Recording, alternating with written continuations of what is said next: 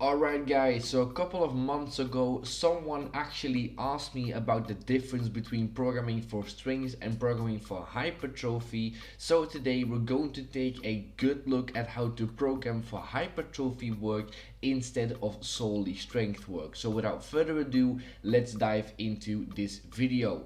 Now first and foremost, little disclaimer, just programming for hypertrophy actually isn't a thing, because strength gains and hypertrophy almost always happen simultaneously. So as you get bigger, you'll probably get stronger, and as you get stronger, you will probably get bigger. So what we're actually talking about when we're talking about programming for hypertrophy, so muscle gains, are essentially training blocks where we take a break from strength work to give our joints and our tendons a bit of a break. In these training blocks we will work more in hypertrophy rep ranges, focusing more on volume, focusing more on muscle endurance to widen our base out to prepare ourselves for future training blocks which will be more strength specific. As always, the main focus will be progressive overload, but we'll just be working more in hypertrophy specific rep ranges since they are a lot less demanding on our joints and our tendons. So without further ado, let's go into the next part of this video, which is a very quick part on exercise selection.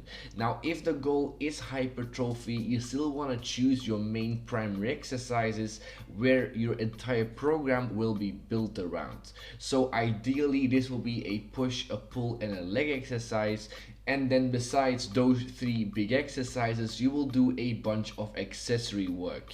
You obviously choose which three that you actually pick, but it could look something like this. So let's say for example all your push training will be built around your weighted dips, and then you'll do some dumbbell or barbell presses, some flies and some tricep and some shoulder work. Your pull training could be built around weighted pull-ups with a lot of rows as accessory work, and then some bicep exercises, and then your leg training could be built around a barbell back squat with a hip hinge movement and then a bunch of isolation work to finish off your leg training.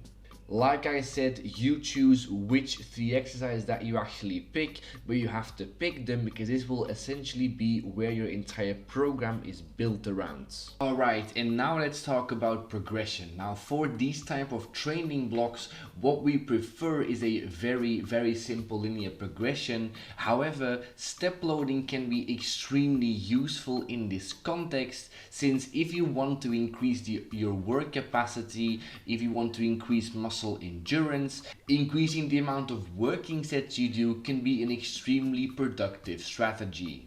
I'm gonna give you guys a couple of examples of essentially how to do this. So the first example is a very simple linear progression.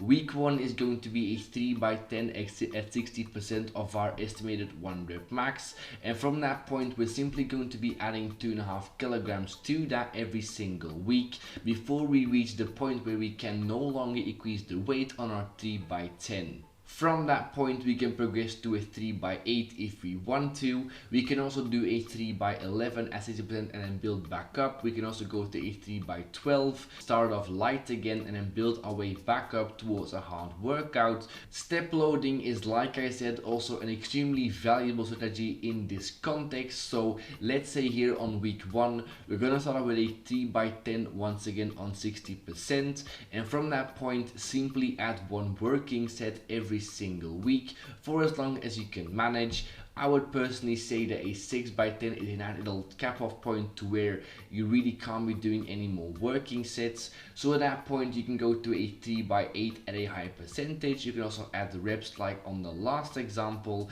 And then the third example that I'm gonna give is a combination of both linear and step progression. So week 1 is going to be a 3x10 once again on 60%. The second week is going to be a 4x10, but we're also going to increase by 2.5 kilograms compared to the last session. Keep in mind that in this example, the primary focus in this training block is to add working sets, and the weight jumps are just optional, right? We only want to add weight when we are 100% sure that we can finish the next workout without failing or missing any reps.